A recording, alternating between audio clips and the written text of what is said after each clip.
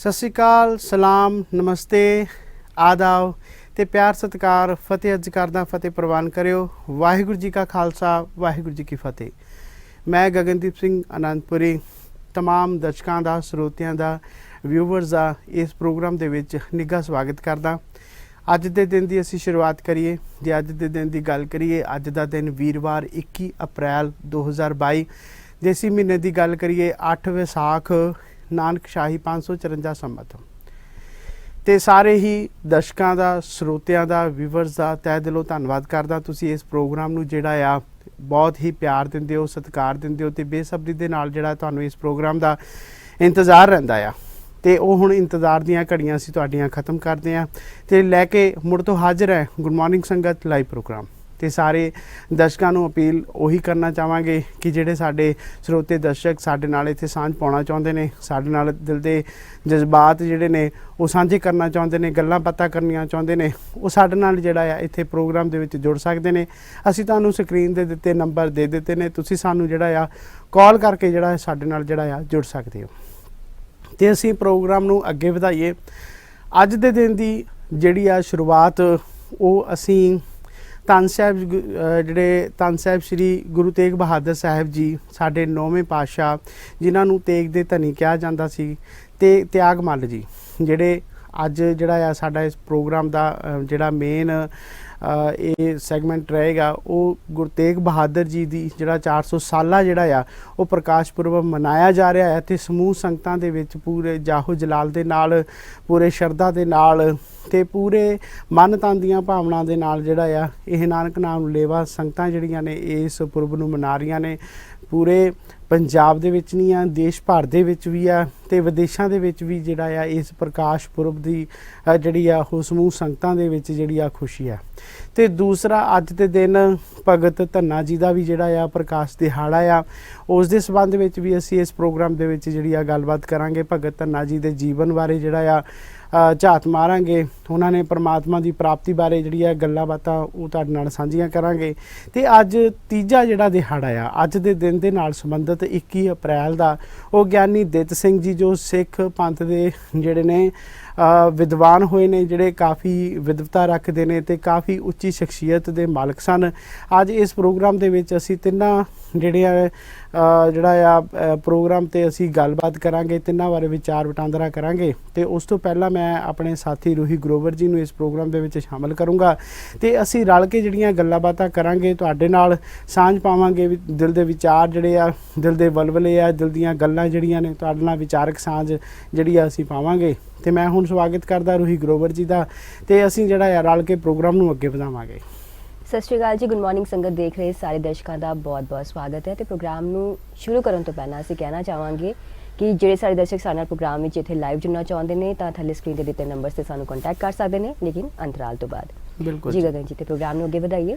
ਹਾਂਜੀ ਰੂਹੀ ਜੀ, ਅੱਜ ਮੇਰੀ ਜਿਹੜਾ ਆ ਖੁਸ਼ੀ ਦਾ ਕੋਈ ਟਿਕਾਣਾ ਨਹੀਂ ਹੈ ਤੇ ਤੁਸੀਂ ਜਿਹੜਾ ਖੁਸ਼ੀ ਦੀ ਵਜ੍ਹਾ ਨਹੀਂ ਪੁੱਛੋਗੇ? ਬਿਲਕੁਲ ਜੀ, ਵਜ੍ਹਾ ਦੱਸੋ। ਤੇ ਰੂਹੀ ਜੀ, ਅੱਜ ਧੰਨ ਸਾਹਿਬ ਸ਼੍ਰੀ ਗੁਰੂ ਤੇਗ ਬਹਾਦਰ ਜੀ ਦਾ ਜਿਹੜਾ 400 ਸਾਲਾ ਪ੍ਰਕਾਸ਼ ਪੁਰਬ ਹੈ, ਮੇਰੇ ਮਨ ਦੇ ਵਿੱਚ ਬਹੁਤ ਖੁਸ਼ੀ ਆ, ਮੇਰੇ ਮਨ ਦੇ ਵਿੱਚ ਬਹੁਤ ਚਾਅ ਨੇ ਕਿ ਮੇਰੇ ਤੇਗ ਬਹਾਦਰ ਜੀ ਦਾ ਅੱਜ ਜਿਹੜਾ ਪ੍ਰਕਾਸ਼ ਦਿਹਾੜਾ ਆ, ਸਿੱਖ ਸੰਗਤਾਂ ਜਿਹੜੀਆਂ ਤਨ ਮਨ ਧਨ ਦੇ ਨਾਲ ਜਿਹੜੀਆਂ ਸੇਵਾਵਾਂ ਕਰਦੀਆਂ ਨੇ, ਗੁਰੂ ਘਰਾਂ ਦੇ ਵਿੱਚ ਹਾਜ਼ਰੀਆਂ ਭਰਦੀਆਂ ਨੇ, ਰਸਮਈ ਜਿਹੜੇ ਨੇ ਕੀਰਤਨ ਹੋ ਰਹੇ ਨੇ, ਕਿਤੇ ਵਾਰਾਂ ਹੋ ਰਹੀਆਂ ਨੇ, ਕਿਤੇ ਵਿਖਿਆਨ ਹੋ ਰਹੇ ਨੇ, ਕਿਤੇ ਕਥਾ ਹੋ ਰਹੀ ਹੈ ਤੇ ਲੋਕੀ ਜਿਹੜੇ ਨੇ ਆਮ ਸੰਗਤ ਹੈ, ਜਿਹੜੀ ਆਮ ਨਾਨਕ ਨਾਮ ਲੇਵਾ ਸੰਗਤਾਂ ਨੇ ਜਿਹੜੀਆਂ ਨੇ, ਉਹ ਗੁਰੂ ਘਰਾਂ ਦੇ ਵਿੱਚ ਜਾ ਕੇ ਜਿਹੜਾ ਆ ਉਸ ਅਕਾਲ ਪੁਰਖ ਦੀ ਬਾਣੀ ਦੀ, ਉਸ ਅਕਾਲ ਪੁਰਖ ਦੀ ਧੁਰਕੀ ਬਾਣੀ ਦੀ ਜਿਹੜਾ ਆ ਜਾਪ ਕਰਕੇ ਆਪਣਾ ਜਿਹੜਾ ਆ ਜੀਵਨ ਸਫਲਾ ਕਰਦੇ ਆ। ਉਂਝ ਤਾਂ ਜਿਹੜਾ ਹੈ ਸਾਨੂੰ ਰੂਹੀ ਜੀ ਜੀਵਨ ਸਾਨੂੰ ਇਹ ਮਿਲਿਆ ਆ ਪਰਮਾਤਮਾ ਦੀ ਸਲਾਹ ਸਿਫਤ ਉਸਤਤ ਕਰਨ ਵਾਸਤੇ, ਪਰ ਇੱਕ ਇਹ ਵੀ ਪਾਇਆ ਗਿਆ ਆ ਵਿੱਚ ਕਿ ਜਿਹੜਾ ਆ ਸਾਡਾ ਜਿਹੜਾ ਜੀਵਨ ਹੈ ਉਹ ਦੁਨਿਆਵੀ ਰੁਝੇਵਿਆਂ 'ਚ ਜ਼ਿਆਦਾ ਜਿਹੜਾ ਆ ਉਹ ਬੀਤਦਾ ਜਾ ਰਿਹਾ ਆ, ਉਹ ਜ਼ਿਆਦਾ ਜਿਹੜਾ ਆ ਉਹ ਵੇਸਟ ਹੁੰਦਾ ਜਾ ਰਿਹਾ। ਜਿੱਥੇ ਅਸੀਂ ਪਰਮਾਤਮਾ ਦੇ ਨਾਮ ਦੀ ਪ੍ਰਾਪਤੀ ਦੀ ਗੱਲ ਕਰਨੀ ਸੀਗੀ ਜਾਂ ਅਸੀਂ ਪਰਮਾਤਮਾ ਦੇ ਨਾਮ ਦੀ ਸਿਫਤ ਸਲਾਹ ਕਰਨੀ ਸੀਗੀ, ਉੱਥੇ ਅਸੀਂ ਦੁਨਿਆਵੀ ਜਿਹੜਾ ਰੁਝੇਵਿਆਂ ਨੂੰ ਜਿਹੜਾ ਅਸੀਂ ਪਹਿਲ ਦਿੰਦੇ ਹਾਂ। ਤੇ ਧੰਨ ਗੁਰੂ ਤੇਗ ਬਹਾਦਰ ਸਾਹਿਬ ਜੀ ਜੋ ਸ਼ਾਂਤੀ ਦੇ ਪੁੰਜ ਸੀ, ਸ਼ਾਂਤੀ ਦੇ ਪੁਜਾਰੀ ਸੀ, ਉਹਨਾਂ ਦਾ ਬਹੁਤ ਹੀ ਜਿਹੜਾ ਆ ਸ਼ਾਂਤ ਸੁਭਾਅ ਸੀਗਾ ਤਿਆਗ ਮੱਲ ਜੀ ਤੋਂ ਤੇਗ ਬਹਾਦਰ ਜੀ ਤੇਗ ਦੇ ਧਨੀ ਹੋਏ ਸੀਗੇ। ਅਸੀਂ ਇਸ ਪ੍ਰੋਗਰਾਮ ਦੇ ਵਿੱਚ ਜਿਹੜਾ ਆ ਗੁਰੂ ਤੇਗ ਬਹਾਦਰ ਜੀ ਦੇ ਗੁਰਤਾ ਗੱਦੀ ਦਿਵਸ ਤੇ ਬਹੁਤ ਹੀ ਜਿਹੜਾ ਆ ਇਤਿਹਾਸ ਜਿਹੜਾ ਉਹਨਾਂ ਦੇ ਜੀਵਨ ਤੇ ਝਾਤ ਮਾਰੀ ਸੀ। ਤੇ ਅਸੀਂ ਦੇਖੀ ਸੋਸ਼ਲ ਮੀਡੀਆ ਤੇ ਕਈ ਪਲੇਟਫਾਰਮ ਨੇ ਰੂਹੀ ਜੀ, ਜਾਂ ਅਸੀਂ ਇਹ ਵੀ ਗੱਲ ਕਰ ਲਈਏ ਕਿ ਜਿਹੜਾ ਆ ਮੰਜੀ ਸਾਹਿਬ ਤੋਂ ਜਿਹੜਾ ਆ ਸਿੱਧਾ ਪ੍ਰਸਾਰਣ ਹੁੰਦਾ ਆ, ਉਸ ਦੇ ਵਿੱਚ ਵੀ ਜਿਹੜਾ ਗੁਰੂ ਤੇਗ ਬਹਾਦਰ ਜੀ ਦੇ ਇਤਿਹਾਸ ਬਾਰੇ ਜਿਹੜੀ ਆ ਗੱਲਬਾਤ ਕਰ ਲਈ ਹੋਣੀ ਆ, ਜਾਂ ਮਤਲਬ ਇਤਿਹਾਸ ਸੁਣ ਲਿਆ ਹੋਣਾ। ਤੇ ਇਤਿਹਾਸ ਨੂੰ ਜਿਹੜਾ ਆ ਅਸੀਂ ਦੁਹਰਾਉਂਦੇ ਰਹੀਏ ਤਾਂ ਮੈਨੂੰ ਨਹੀਂ ਲੱਗਦਾ ਕਿ ਆਪਾਂ ਜਿਹੜਾ ਆ ਥੋੜਾ ਜਿਹਾ ਉਹਨਾਂ ਦੀ ਜਿਹੜੇ ਵੱਲੋਂ ਬਾਣੀ ਉਚਾਰੀ ਗਈ ਆ ਉਹਨਾਂ ਦੇ ਵਿੱਚ ਜਿਹੜਾ ਆ ਥੋੜੀ ਜੀ ਅਸੀਂ ਵਿਚਾਰ ਚਰਚਾ ਕਰ ਲਈਏ, ਤਾਂ ਕਿ ਜਿਹੜਾ ਆ ਸਾਡਾ ਰਹਿੰਦਾ ਜੀਵਨ ਹੈ ਕਿਤੇ ਨਾ ਕਿਤੇ ਉਸ ਪਰਮਾਤਮਾ ਦੇ ਲੇਖੇ ਲੱਗ ਸਕੇ। ਤੇ ਜਿਹੜੀ ਆ ਬਾਣੀ ਜਿਹੜੀ ਆ ਉਹ ਅਸੀਂ ਪੜ੍ਹ ਕੇ ਆਪਣੇ ਤਨ ਮਨ ਧਨ ਦੀ ਜਿਹੜੀ ਆ ਤਪਸ਼ ਨੂੰ ਜਿਹੜਾ ਆ ਉਹ ਅਸੀਂ ਮਿਟਾ ਸਕੀਏ। ਬਿਲਕੁਲ ਜੀ। ਤੇ ਰੂਹੀ ਜੀ, ਅੱਜ ਦਾ ਦਿਨ ਬਹੁਤ ਹੀ ਭਾਗਾ ਭਰਿਆ ਦਿਨ ਹੈ। ਅੱਜ ਸਾਡੇ ਜਿਹੜਾ ਆ ਤੇ ਅੱਜ ਦਾ ਦਿਨ ਜਿਹੜਾ ਆ ਕਾਫੀ ਗੌਰਵਮਈ ਦਿਨ ਹੈ, ਕਿਉਂਕਿ ਅੱਜ ਦੇ ਦਿਨ ਹੀ ਜਿਹੜਾ ਆ ਗੁਰੂ ਤੇਗ ਬਹਾਦਰ ਜੀ ਦਾ 400 ਸਾਲਾ ਪੁਰਬ ਮਨਾ ਰਹੀਆਂ ਸੰਗਤਾਂ। ਤੇ ਦੂਸਰੇ ਪਾਸੇ ਭਗਤ ਧੰਨਾ ਜੀ ਦਾ ਵੀ ਜਿਹੜਾ ਆ ਉਹ ਜਨਮ ਦਿਹਾੜਾ ਜਿਹੜਾ ਪ੍ਰਕਾਸ਼ ਪੁਰਬ ਜਿਹੜਾ ਆ ਉਹ ਮਨਾ ਰਹੇ ਨੇ। ਤੇ ਗਿਆਨੀ ਦਿੱਤ ਸਿੰਘ ਜੀ ਦੀ ਜਿਹੜੀ ਆ ਉਹ ਬਰਸੀ ਜਿਹੜੀ ਆ ਉਹ ਮਨਾ ਰਹੇ ਨੇ ਜੀ। ਤੇ ਇੱਕ ਗੱਲ ਹੋਰ ਦੇਖੀ ਰੂਹੀ ਜੀ, ਪਿਛਲੇ 2-4 ਹਫ਼ਤਿਆਂ ਤੋਂ ਜਿਹੜੀ ਆ ਧੁੱਪ ਕਾਫੀ ਵੱਧ ਗਈ ਸੀ। ਤੁਹਾਨੂੰ ਵੀ ਪਤਾ ਹੋਣਾ ਵੀ ਕਾਫੀ ਗਰਮੀ ਹੋ ਗਈ ਸੀਗੀ ਪੰਜਾਬ ਦੇ ਅੰਦਰ। ਤੇ ਅੱਜ ਜਿਹੜਾ ਸਵੇਰ ਤੋਂ ਜਿਹੜਾ ਕੁਝ ਮਾਹੌਲ ਬਣਿਆ ਹੋਇਆ ਆ, ਉਹ ਹਵਾ ਤੇਜ਼ ਚੱਲਦੀ ਆ ਤੇ ਹਵਾ ਵੀ ਇੰਨੀ ਠੰਡੀ ਆ। ਮੈਨੂੰ ਲੱਗਦਾ ਕਿ ਮੈਂ ਰੂਹੀ ਜੀ, ਮੈਨੂੰ ਇਹ ਜ਼ਰੂਰ ਦੱਸਿਓ ਕਿ ਮੈਂ ਜਜ਼ਬਾਤੀ ਤਾਂ ਨਹੀਂ ਹੋ ਗਿਆ। ਤੇ ਇੰਨੀ ਠੰਡੀ ਹਵਾ ਚੱਲਦੀ ਆ, ਉੱਪਰੋਂ ਜਿਹੜੇ ਨੇ ਬੱਦਲ ਵੇ ਉਹ ਵੀ ਜਿਹੜੇ ਨੇ ਉਹ ਠੰਡ ਵਰਤਾ ਰਹੇ ਨੇ। ਕਹਿ ਸਕਦੇ ਕਿ ਅੱਜ ਦੇ ਦਿਨ ਦਾ ਹੀ ਅਸਰ ਹੈ। ਬਿਲਕੁਲ ਜੀ, ਬਿਲਕੁਲ ਰੂਹੀ ਜੀ, ਤੁਸੀਂ ਮੇਰੇ ਦਿਲ ਦੀ ਗੱਲ ਕਹਿਤੀ। ਤੇ ਗੁਰੂ ਤੇਗ ਬਹਾਦਰ ਜੀ ਜਿਵੇਂ ਸ਼ਾਂਤੀ ਦੇ ਪੁੰਜ ਸੀਗੇ, ਜਿਵੇਂ ਸ਼ਾਂਤੀ ਉਹਨਾਂ ਦੇ ਮਨ ਦੇ ਅੰਦਰ ਸੀ, ਉਹਨਾਂ ਦੇ ਠੰਡ ਜਿਹੜੀ ਸੀਗੀ ਉਹਨਾਂ ਦੇ ਮਨ ਦੇ ਅੰਦਰ, ਹਿਰਦੇ ਦੇ ਅੰਦਰ, ਉਹਨਾਂ ਨੇ ਆਪ ਇਸ ਦੁਨੀਆ ਦੇ ਵਿੱਚ ਹਾਜ਼ਰ ਨਾਜ਼ਰ ਹੋ ਕੇ ਸੜਦੀ ਜਿਹੜੀ ਆ ਦੁਨੀਆ ਨੂੰ, ਚਾਹੇ ਉਹ ਕਾਮ ਕ੍ਰੋਧ ਦੀ ਗੱਲ ਕਰ ਲਈਏ, ਚਾਹੇ ਉਹ ਕਿਸੇ ਦੇ ਅਹੰਕਾਰ ਦੇ ਵਿੱਚ ਦੀ ਗੱਲ ਕਰ ਲਈਏ, ਚਾਹੇ ਕਿਸੇ ਵੀ ਤਪਤ ਦੇ ਵਿੱਚ ਜਿਹੜੀ ਇਹ ਧਰਤੀ ਸੜਦੀ ਆ, ਇਹ ਕਲਯੁਗੀ ਜੀਵ ਸੜਦੇ ਨੇ, ਉਹਨਾਂ ਨੂੰ ਹਾਜ਼ਰ ਨਾਜ਼ਰ ਹੋ ਕੇ ਜਿਹੜਾ ਆ ਇੱਕ ਠੰਡ ਵਰਤਾਈ ਆ।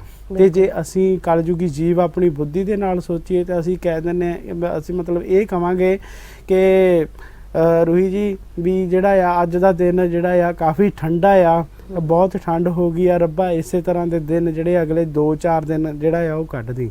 ਪਰ ਮੇਰੇ ਪਰਮਾਤਮਾ ਦੀ ਉਪਮਾ ਨੂੰ ਮੈਨੂੰ ਲੱਗਦਾ ਕਿ ਇਹ ਤੁੱਛ ਮਾਤਰ ਜਿਹੜੀ ਬੁੱਧੀ ਆ ਉਹ ਨਹੀਂ ਸਮਝ ਸਕਦੀ ਕਿ ਉਹ ਜਿਹੜਾ ਪਰਮਾਤਮਾ ਆ ਉਹ ਕੀ ਭਾਣਾ ਵਰਤਾ ਰਿਹਾ ਆ ਤੇ ਉਹਦੀ ਕੀ ਰਜ਼ਾ ਆ, ਤੇ ਉਹਦੀ ਰਜ਼ਾ ਦੇ ਵਿੱਚ ਹੀ ਜਿਹੜਾ ਆ ਸਾਨੂੰ ਰਹਿਣਾ ਚਾਹੀਦਾ ਆ ਜੀ।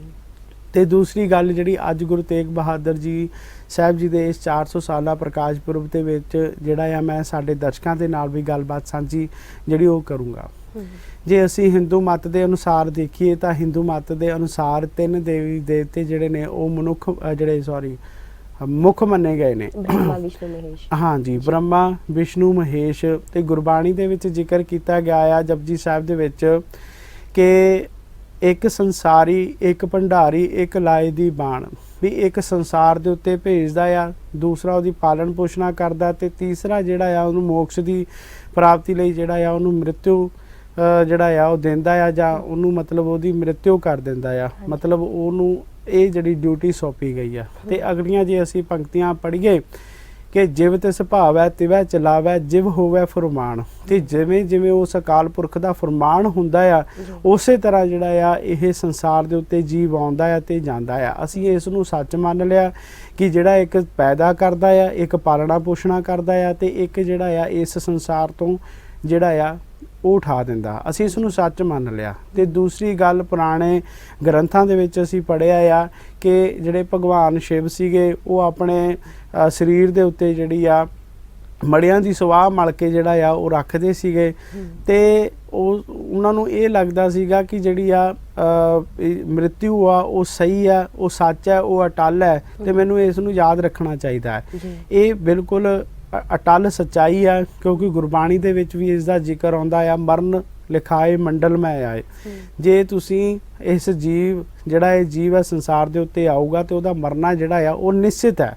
ਤੇ ਅਸੀਂ ਜਿਹੜੀ ਉਦਾਹਰਨ ਹੈ ਇਹ ਭਗਵਾਨ ਸ਼ਿਵ ਤੋਂ ਜ਼ਰੂਰ ਲੈਂਦੇ ਆ, ਪਰ ਧੰਨ ਗੁਰੂ ਤੇਗ ਬਹਾਦਰ ਸਾਹਿਬ ਜੀ ਨੇ ਜੋ 9ਵੇਂ ਮਹੱਲਿਆਂ ਦੇ ਵਿੱਚ ਜਿਹੜਾ ਆ 9ਵੇਂ ਮਹੱਲੇ ਦੇ ਸ਼ਲੋਕਾਂ ਦੇ ਵਿੱਚ ਜਿਹੜਾ ਆ ਲਿਖਿਆ ਆ ਤੇ ਉਹ ਸਾਨੂੰ ਯਾਦ ਹੀ ਨਹੀਂ ਹੈ। ਸੋ ਅਸੀਂ ਇਹ ਮੈਂ ਨਹੀਂ ਕਹਿਣਾ ਚਾਹੁੰਦਾ ਕਿ ਕਿਉਂ ਯਾਦ ਹੈ, ਕਿਵੇਂ ਆ। ਦੇਖੋ ਮੌਤ ਜਿਹੜੀ ਆ ਉਹ ਸਾਨੂੰ ਯਾਦ ਰੱਖਣੀ ਚਾਹੀਦੀ ਹੈ। ਇਹ ਸੰਸਾਰ ਜਿਹੜਾ ਝੂਠਾ ਆ, ਪਰ ਪ੍ਰਮਾਤਮਾ ਦਾ ਨਾਮ ਜਿਹੜਾ ਇਸ ਦੁਨੀਆ ਦੇ ਵਿੱਚ ਜਿਹੜਾ ਆ ਉਹੀ ਸੱਚਾ ਆ। ਸਾਨੂੰ ਉਸ ਦੇ ਨਾਲ ਜਿਹੜਾ ਜੁੜ ਕੇ ਰਹਿਣਾ ਚਾਹੀਦਾ ਆ। ਬਿਲਕੁਲ ਜੀ। ਜਗ ਸੁਪਨਾ ਜਿਹੜਾ ਹੈ, ਇਹ ਜਿਹੜਾ ਸਾਰਾ ਜਗ ਹੈ ਇਹ ਸੁਪਨਾ ਆ। ਤੇ ਫਿਰ ਸਾਡੀ ਜਿਹੜੀ ਹੈ ਇਹਦੇ ਨਾਲ ਜਿਹੜੀ ਆ ਪ੍ਰੀਤ ਉਹ ਗੂੜੀ ਹੁੰਦੀ ਜਾਂਦੀ ਆ। ਠੀਕ ਹੈ ਨਾ। ਝੂਠੀ ਦੇਖੀ ਪ੍ਰੀਤ ਜਗਤ ਮੈਂ, ਝੂਠੀ ਦੇਖੀ ਪ੍ਰੀਤ ਆਪਣੇ ਹੀ ਸੁਖ ਸਿਉ ਸਭ ਫਾਦਿਓ, ਕਿਆ ਦਾਰਾ ਕਿਆ ਮੀਤ, ਝੂਠੀ ਦੇਖੀ ਪ੍ਰੀਤ। ਇਹ ਜਿਹੜੀ ਪ੍ਰੀਤ ਹੈ ਝੂਠੀ ਆ। ਇਹ ਸਾਰੇ ਝੂਠੇ ਨੇ, ਇਹ ਰਿਸ਼ਤੇ ਨਾਤੇ ਝੂਠੇ ਨੇ।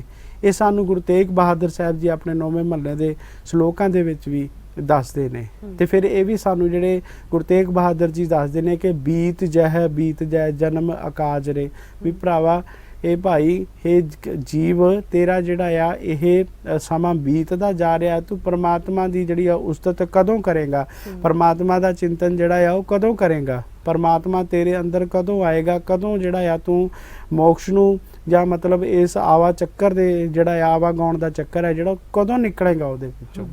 ਸੋ ਸਾਨੂੰ ਜਿਹੜਾ ਆ ਅੱਜ ਗੁਰੂ ਤੇਗ ਬਹਾਦਰ ਜੀ ਦੇ 400 ਸਾਲਾ ਪੁਰਬ ਤੇ ਮਨਾਉਣ ਦਾ ਤਾਂ ਹੀ ਫਾਇਦਾ ਹੋਏਗਾ ਜੇ ਉਹਨਾਂ ਵੱਲੋਂ ਜੇ ਅਸੀਂ ਆਪਣੇ ਜ਼ਿੰਦਗੀ ਦੇ ਵਿੱਚ ਉਹਨਾਂ ਦੀਆਂ ਉਚਾਰੀਆਂ ਪੰਕਤੀਆਂ ਜਾਂ ਉਹਨਾਂ ਦੀ ਵੱਲੋਂ ਉਚਾਰੀ ਬਾਣੀ ਦੇ ਉੱਤੇ ਅਮਲ ਕਰਾਂਗੇ।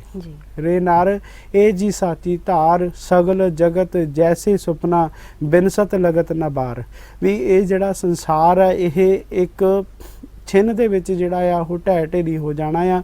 ਇਹ ਸਰੀਰ ਵੀ ਢਹਿ ਢੇਰੀ ਹੋ ਜਾਣਾ, ਪਤਾ ਵੀ ਨਹੀਂ ਲੱਗਣਾ। ਤੇ ਉਦੋਂ ਜਦੋਂ ਸਵਾਸ ਆਉਂਦੇ ਨੇ ਉਦੋਂ ਤਾਂ ਪਤਾ ਲੱਗਦਾ ਕਿ ਸਵਾਸ ਜਿਹੜੇ ਅੰਦਰੋਂ ਜਿਹੜੇ ਨੇ ਉਹ ਆ ਰਹੇ ਨੇ, ਤੇ ਜਦੋਂ ਇੱਕਦਮ ਬਾਹਰ ਨਿਕਲ ਜਾਂਦੇ ਨੇ ਤਾਂ ਫਿਰ ਕੁਝ ਨਹੀਂ ਪਤਾ ਲੱਗਦਾ ਕਿ ਹਾਂ ਬੰਦਾ ਕਿੱਥੋਂ ਤੋਂ ਕਿੱਥੇ ਚਲਾ ਗਿਆ। ਸੋ ਜਿਹੜਾ ਆ ਜੂੰ ਬਾਲੂ ਕੀ ਭੀਤ, ਇਹ ਰੇਤ ਦੀ ਜਿਹੜੀ ਆ ਢੇਰੀ ਆ, ਇਹਨੇ ਕਦੋਂ ਖਤਮ ਹੋ ਜਾਣਾ ਆ ਜਾਂ ਕਦੋਂ ਇਹਨੇ ਢਹਿ ਢੇਰੀ ਹੋ ਜਾਣਾ ਆ, ਸਾਨੂੰ ਇਸ ਬਾਰੇ ਜ਼ਰੂਰ ਚਿੰਤਿਤ ਹੋਣਾ ਚਾਹੀਦਾ ਆ। ਸਾਨੂੰ 400 ਸਾਲਾ ਪੁਰਬ ਦੇ ਉੱਤੇ ਪ੍ਰਣ ਕਰਨਾ ਚਾਹੀਦਾ ਕਿ ਅਸੀਂ ਪਰਮਾਤਮਾ ਦਾ ਚਿੰਤਨ ਕਰੀਏ। ਅਸੀਂ ਜਿਹੜਾ ਗੁਰੂ ਦੀ ਜਿਹੜਾ ਆ ਦੱਸਿਆ ਹੋਇਆ ਰਾਹ ਗੁਰਮਤਿ ਦੇ ਰਾਹ ਦੇ ਉੱਤੇ ਜਿਹੜਾ ਆ ਅਸੀਂ ਚੱਲੀਏ। ਸਾਡਾ ਇਸ 400 ਸਾਲਾ ਪੁਰਬ ਮਨਾਉਣ ਦਾ ਤਾਂ ਹੀ ਫਾਇਦਾ ਹੋਏਗਾ ਰੂਹੀ ਜੀ ਜੇ ਅਸੀਂ ਪਰਮਾਤਮਾ ਦਾ ਚਿੰਤਨ ਕਰਾਂਗੇ, ਪਰਮਾਤਮਾ ਦੇ ਦੱਸੇ ਹੋਏ ਮਾਰਗ ਤੇ ਚੱਲਾਂਗੇ, ਤੇ ਤਾਂ ਹੀ ਜਿਹੜਾ ਧੰਨ ਸਾਹਿਬ ਸ੍ਰੀ ਗੁਰੂ ਤੇਗ ਬਹਾਦਰ ਸਾਹਿਬ ਜੀ ਦੀ ਗੋਦ ਦਾ ਅਸੀਂ ਜਿਹੜਾ ਆ ਉਹ ਆਨੰਦ ਅਸੀਂ ਮਾਣ ਸਕਾਂਗੇ। ਸੋ ਇਸੇ ਤਰ੍ਹਾਂ ਦੀਆਂ ਜਿਹੜੀਆਂ ਬੇਨਤੀਆਂ ਨੇ ਧੰਨ ਸਾਹਿਬ ਸ੍ਰੀ ਗੁਰੂ ਤੇਗ ਬਹਾਦਰ ਜੀ ਦੇ ਜੀਵਨ ਬਿਉਰੇ ਬਾਰੇ ਆਪ ਸਭ ਸੰਗਤਾਂ ਜਿਹੜੀਆਂ ਨੇ, ਸਾਡੇ ਦਰਸ਼ਕ ਵਿਊਵਰ ਜਿੰਨੇ ਵੀ ਸਰੋਤੇ ਨੇ ਇਸ ਟਾਈਮ ਸਾਨੂੰ ਸੁਣਦੇ ਨੇ, ਬਹੁਤ ਭਲੀ ਭਾਂਤੀ ਜਾਣਦੇ ਹੋਣਗੇ। ਤੇ ਕਾਫੀ ਜਿਹੜੇ ਸਾਡੇ ਦਰਸ਼ਕ ਨੇ ਉਹ ਗੁਰਮਤਿ ਦੇ ਨਾਲ ਜਿਹੜੇ ਜੁੜੇ ਹੋਏ ਨੇ, ਤੇ ਮੈਨੂੰ ਨਹੀਂ ਲੱਗਦਾ ਕਿ ਜਿਹੜਾ ਆ ਵੀ ਸਾਨੂੰ ਜਿਹੜਾ ਦੁਬਾਰਾ ਝਾਤ ਮਾਰਨੀ ਪਏਗੀ। ਪਰ ਮੈਂ ਥੋੜਾ ਜਿਹੜਾ ਆ ਗੁਰੂ ਤੇਗ ਬਹਾਦਰ ਜੀ ਦੇ ਬਾਰੇ ਤੁਹਾਨੂੰ ਜਿਹੜਾ ਆ ਦੱਸ ਦੇਵਾਂ। ਗੁਰੂ ਤੇਗ ਬਹਾਦਰ ਜੀ ਦੇ ਪਿਤਾ ਜੀ ਸ਼੍ਰੀ ਗੁਰੂ ਹਰਗੋਬਿੰਦ ਸਾਹਿਬ ਜੀ ਸੀਗੇ, ਉਹਨਾਂ ਦੇ ਪੁੱਤਰ ਗੁਰੂ ਗੋਬਿੰਦ ਸਿੰਘ ਜੀ, ਤੇ ਉਹਨਾਂ ਦੇ ਜਿਹੜੇ ਮਹਿਲ ਸੀਗੇ ਮਾਤਾ ਗੁਜਰੀ ਜੀ ਸੀਗੇ। ਤੇ ਤੁਹਾਨੂੰ ਸਭ ਨੂੰ ਪਤਾ ਹੀ ਆ, ਜਿਵੇਂ ਰੂਹੀ ਜੀ ਆਪਾਂ ਨੂੰ ਇਤਿਹਾਸ ਕਈ ਵਾਰੀ ਜਿਹੜਾ ਅਸੀਂ ਪੜਚੋੜ ਕਰ ਲਈ ਆ ਕਿ ਤੇਗ ਬਹਾਦਰ ਜੀ ਨੇ ਚਾਂਦਨੀ ਚੌਂਕ ਦੇ ਵਿੱਚ ਸੀਸ ਜਿਹੜਾ ਆ ਕਟਾ ਕੇ ਜਿਹੜਾ ਆ ਹਿੰਦੂ ਧਰਮ ਨੂੰ ਬਚਾਇਆ ਸੀਗਾ। ਤੇ ਉਸ ਤੋਂ ਬਾਅਦ ਚੋਂ ਕਈ ਇੱਦਾਂ ਦੀਆਂ ਇਤਿਹਾਸਿਕ ਸਥਾਨ ਨੇ। ਪਟਿਆਲੇ ਦੇ ਵਿੱਚ ਵੀ ਇੱਕ ਭੋਰਾ ਬਣਿਆ ਹੋਇਆ, ਭੋਰੇ ਦੇ ਵਿੱਚ ਉਹਨਾਂ ਨੇ ਤਪ ਕੀਤਾ ਤੇ ਤੇਗ ਦੇ ਧਨੀ ਸੀਗੇ। ਬਹੁਤ ਸਾਰਾ ਇਤਿਹਾਸ ਜਿਹੜਾ ਆ ਸਾਨੂੰ ਕੰਠ ਵੀ ਆ, ਯਾਦ ਵੀ ਆ। ਸੋ ਮੈਂ ਦੂਸਰੇ ਇਤਿਹਾਸ ਦੀ ਗੱਲ ਕਰੂੰਗਾ ਅੱਜ ਭਗਤ ਧੰਨਾ ਜੀ ਦੀ। ਤੇ ਜੋ ਭਗਤ ਧੰਨਾ ਜੀ ਬਾਰੇ ਜਿਹੜਾ ਆ ਰੂਹੀ ਗਰੋਵਰ ਜੀ ਜਿਹੜੇ ਨੇ ਉਹ ਸਾਡੇ ਨਾਲ ਜਿਹੜੀ ਉਹ ਸਾਂਝ ਪਾਉਣਗੇ, ਤੇ ਫਿਰ ਅਸੀਂ ਜਿਹੜਾ ਆ ਇਸ ਪ੍ਰੋਗਰਾਮ ਨੂੰ ਅੱਗੇ ਵਧਾਵਾਂਗੇ। ਸੋ ਇੱਕ ਵਾਰ ਫਿਰ ਜਿਹੜਾ ਆ ਧੰਨ ਸਾਹਿਬ ਸ੍ਰੀ ਗੁਰੂ ਤੇਗ ਬਹਾਦਰ ਸਾਹਿਬ ਜੀ ਦੇ 400 ਸਾਲਾ ਪੁਰਬ ਤੇ ਸਮੂਹ ਸੰਗਤਾਂ ਨੂੰ ਇਸ ਗੁੱਡ ਮਾਰਨਿੰਗ ਸੰਗਤ ਲਾਈਵ ਪ੍ਰੋਗਰਾਮ ਦੇ ਚੈਨਲ ਵੱਲੋਂ, ਪੂਰੀ ਟੀਮ ਵੱਲੋਂ, ਗਗਨਦੀਪ ਸਿੰਘ ਅਨੰਦਪੁਰੀ ਵੱਲੋਂ ਤੇ ਰੂਹੀ ਗਰੋਵਰ ਜੀ ਵੱਲੋਂ ਜਿਹੜਾ ਆ ਕੋਟਾਨ ਜਿਹੜੀਆਂ ਨੇ ਮੁਬਾਰਕਾਂ। ਜੀ। ਤੇ ਰੂਹੀ ਜੀ ਤੁਸੀਂ ਵੀ ਜਿਹੜਾ ਸਾਡੇ ਦਰਸ਼ਕਾਂ ਨੂੰ ਸਰੋਤਿਆਂ ਨੂੰ ਜਿਹੜਾ ਆ ਮੁਬਾਰਕਾਂ ਦੇ ਕੇ ਜਿਹੜਾ ਆ ਭਗਤ ਜੀ। ਧੰਨਾ ਜੀ ਦੇ ਜਿਹੜੇ ਆ ਇਤਿਹਾਸ ਦੇ ਉੱਪਰ ਫਿਰ ਅਸੀਂ ਝਾਤ ਮਾਰਾਂਗੇ। ਜੀ ਤੇ ਮੇਰੇ ਵੱਲੋਂ ਵੀ ਸਮੂਹ ਸੰਗਤਾਂ ਨੂੰ ਬਹੁਤ ਬਹੁਤ ਮੁਬਾਰਕਬਾਦ ਤੇ ਵਧਦੇ ਆ ਭਗਤ ਧੰਨਾ ਜੀ ਦੀ ਇਤਿਹਾਸ ਵੱਲ। ਹਾਂਜੀ ਜੀ ਭਗਤ ਧੰਨਾ ਜੀ ਹਿੰਦ ਉਪ ਮਹਾਦੀਪ ਦੇ ਇੱਕ ਅਹਿਮ ਰੂਹਾਨੀ ਅੰਦੋਲਨ ਮਤਕਾਲ ਦੀ ਭਗਤੀ ਲਹਿਰ ਦੇ ਇੱਕ ਭਗਤ ਸਨ। ਉਹਨਾਂ ਦਾ ਜਨਮ ਸਨ 1416 ਸੰਮਤ 1473 ਰਾਜਸਥਾਨ ਦੇ ਜ਼ਿਲ੍ਹਾ ਟਾਂਕ ਦਿਓਲੀ ਨੇੜੇ ਪਿੰਡ ਧੂਆਨ ਕਲਾਂ ਵਿੱਚ ਪਿਤਾ ਮਾਹੀ ਜੋ ਕਿ ਇੱਕ ਮਾਮੂਲੀ ਜ਼ਮੀਂਦਾਰ ਸਨ ਉਹਨਾਂ ਦੇ ਘਰ ਹੋਇਆ ਸੀ। ਬਚਪਨ ਦੇ ਥੋੜੇ ਸਾਲ ਖੇਡਦਿਆਂ ਕੁੱਦਦਿਆਂ ਬੀਤੇ। ਜਦੋਂ ਥੋੜੇ ਵੱਡੇ ਹੋਏ ਤਾਂ ਮਾਂ-ਬਾਪ ਨੇ ਗਊਆਂ ਚਾਰਨ ਵਾਸਤੇ ਲਾ ਦਿੱਤਾ। ਧੰਨਾ ਜੀ ਜਿੱਧਰ ਗਊਆਂ ਚਾਰਨ ਜਾਇਆ ਕਰਦੇ ਸਨ ਰਾਹ ਵਿੱਚ ਠਾਕਰ ਦੁਆਰਾ ਆਂਦਾ ਸੀ।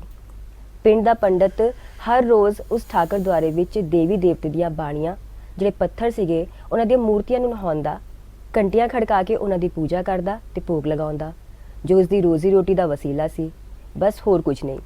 ਤੇ ਧੰਨਾ ਬਚਪਨ ਤੋਂ ਉਸ ਬ੍ਰਾਹਮਣ ਨੂੰ ਪੂਜਾ ਕਰਦਾ ਵੇਖਦਾ ਆਇਆ। ਇੱਕ ਦਿਨ ਉਹਨਾਂ ਦੇ ਮਨ ਵਿੱਚ ਸਵਾਲ ਉੱਠਿਆ ਕਿ ਬ੍ਰਾਹਮਣ ਰੋਜ਼ ਠਾਕਰਾਂ ਦੀ ਪੂਜਾ ਕਿਉਂ ਕਰਦਾ ਹੈ?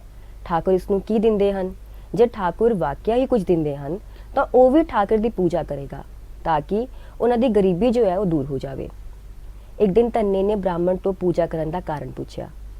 ਪੰਡਿਤ ਨੇ ਦੱਸਿਆ ਕਿ ਜੇ ਠਾਕੁਰ ਖੁਸ਼ ਹੋ ਜਾਣ ਤਾਂ ਜੋ ਵੀ ਮੰਗੀਏ ਸੋ ਦੇ ਦਿੰਦੇ ਹਨ।